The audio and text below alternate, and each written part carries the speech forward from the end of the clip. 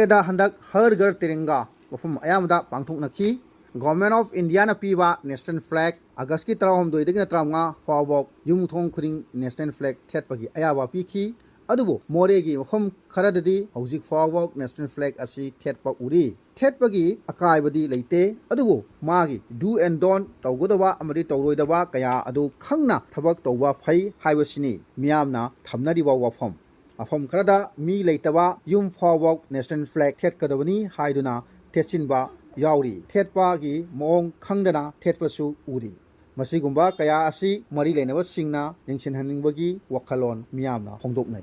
अमना जुलाई तांग 5दा मोरेगी तमिल मचा अनि तमुदा हातोकपिरकपदगी मतम सांगना बोर्डर असी यामना सेक्सिना ngak सेंदुना लेरुरबा मतुंगदा हौजिक अमुक हानगुम मी फजना लाक्तुना मोरेदा परफॉर्म फमलरी अदुबो अंगकपदि अखोय रोमदा लाकपदि करिसु कायदे अखोयगी मियोय सिंगनसु मखोय म्यांमारी सिंग लाकपा पामी अदुबो मखोय रोमददी नोमा कांगदना थौदोक अमा नत्रगा अमा थोकलिबा मफम अमा ओइबना मी संगनबा अयाबा किनै हाइजरगसु मियोय खरदी अदुम संगबा याउरी संगबा हाइबसी यामना चावबा रिक्स अमनी अदु फावबा अकीबा लेतना संगरी मोरेगी ओइवा बोर्डरदा खरा कोमथोरकपा हाइबसी सोर सांगना हुंदोकपगा मानै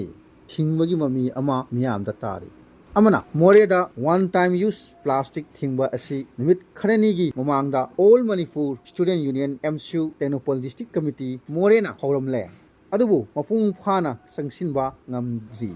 अमुक ngarangdagi टेक्नोपॉल डिस्ट्रिक्ट एसपी गी ऑर्डर अमगी मतुंग इन्ना मोरे पुलिसना डिस्पोजेबल प्लास्टिक सिजिनबा थिंगबगी खोंजंग अमा अमुक हौख्रे मसिना कयाम कुइना चटकदवा नो हाइबदो अमुक पुन्ना यंगमिनबा तारी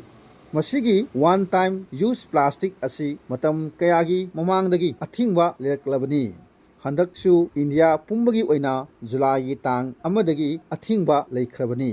सेंगना हाइबदा मोरेदगी अयामनी मणिपुर पुंबदा फंगलिबा वन टाइम यूज प्लास्टिक सिंगेसे अदुना मोरेदा यामना कन्ना अथिंगबा असी थबक ओना चथरगदी फगनी हाइबसिनी मसिगी डिस्पोजेबल प्लास्टिक सिनबगी अमांगबा असी एखोय पुनमकना खंगरबा उनरबा ngakni अदुबु कनानासु थौसादे सीरियसली खनबसु अमत्ता यावदबगुम उई थिंगलिबा असी एखोयगी मियामगिनी अइगिसु सरुक यावरिबनी हाइबसी इखन खनदबगुम उई मियोय खरगी नत्रगा डिपार्टमेंट खरगी ओइना लौनरी अई इसा हाइबसे यावद्री मखैदी करमना मियामगी ओइबा थबक मपुंग फागनी एखोय यामना थमोय सेंगबा अमा चंगी चंगसिलिबा थबक असी माय पाके हायरबदी मियामगी ओइबा मिफम पांथोकपा मथौताय स्ट्रीट कॉर्नर मीटिंग अमदी लेकाय लेकायगी ओइबा मिफम फंबा अमा चंगी हौजिक सेमलिबा मोरे इम्फाल लंबी असीगी मतंगदा नहान अगस्त की तांग कुंदा लाकलंबा doctor R K. Ranjan Sinha honourable minister of state external affairs and education government of India ना हंगबा वहंग अमगी पाखुमदा मरी लेनबा हाईवे सेमलिबा असीगी मैनेजर अमना फोंदोकपदा लाकलिबा जनवरी की तांग कुलहुमदोय सोक लिसिंग अनीगा कुलहुमदोयदा लंबी सेमबा असी मपुंग फाना लोइसिनबा ngamlagani हाइबा गी थाजबा पीखी मसिदा पनिंगबा वफम अमना इमा कोंदोंग लाइरेंबी खुबमगी हेक मथक्तगी ना मोरेगी गेट नंबर 1 चौराकना किलोमीटर मरी फावबगी लंबी असीगी एक्सपांशन हाइबदी लंबी पाकथोक चौथोकपगी थबक लेररोय हाइबसिनी